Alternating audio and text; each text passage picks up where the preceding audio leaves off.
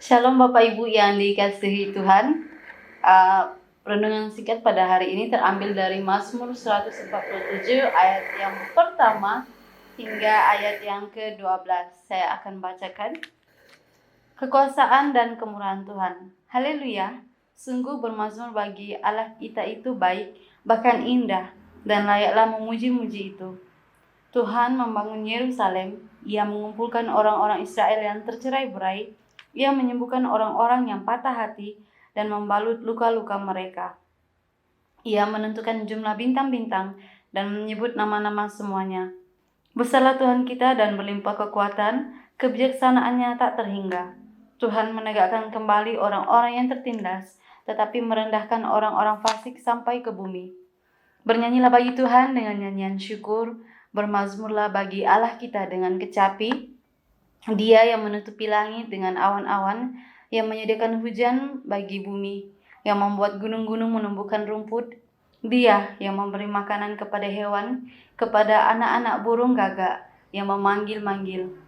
Ia tidak suka kepada kegagahan kuda, ia tidak senang kepada kaki laki-laki. Tuhan senang kepada orang-orang yang takut akan Dia, kepada orang-orang yang berharap akan kasih setianya. Megahkanlah Tuhan, hai Yerusalem, pujilah Allahmu, hai Sion. Bapak Ibu, Mazmur 147 disusun menjadi 3 bagian, yaitu dari ayat 1 sampai 6, 7 hingga 11, 12 hingga 20, yang mana masing-masing bagian ini bisa berdiri sendiri. Tetapi Mazmur ini juga menyatu dengan tema kuasa dan kasih Tuhan atas Yerusalem dan juga atas seluruh ciptaannya.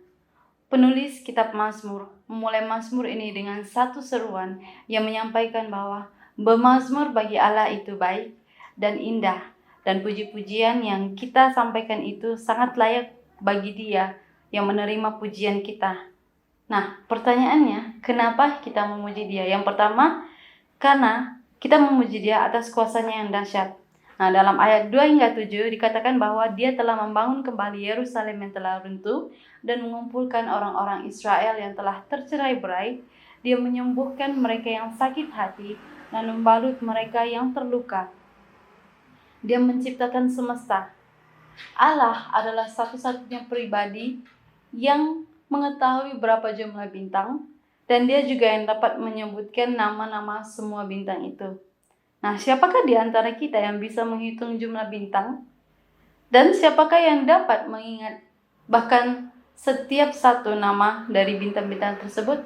Tidak ada, hanya Dialah Allah yang berkuasa. Dia satu-satunya yang besar dan memiliki kekuatan dan kebijaksanaan yang tak terhingga, sehingga Dia mampu mengingat semuanya. Dia juga mengangkat kembali orang-orang yang ditindas dan merendahkan orang-orang fasik sampai ke bumi, bahkan lebih rendah dari tanah yang diinjak.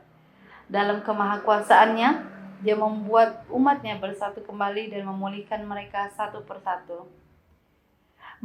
Bernyanyilah bagi Tuhan dengan nyanyian syukur, bermazmurlah bagi Allah kita dengan kecapi.